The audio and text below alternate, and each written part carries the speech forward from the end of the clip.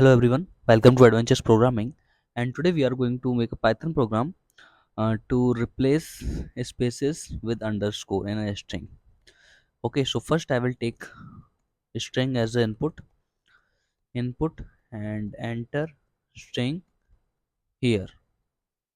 And here I will take a for loop for I in str1. Okay, and I will take a empty string also. Okay, str2 equal to empty string. Okay, and here inside this for loop I will write if this I is equal to space.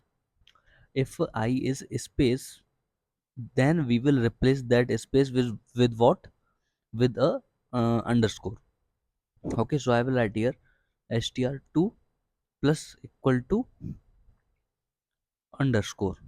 Okay, and in else condition I will write str2 plus equal to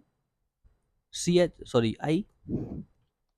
Okay, means if I is equal to space, then we will replace that space with that underscore. Okay, else add the character of string 1 and string 2.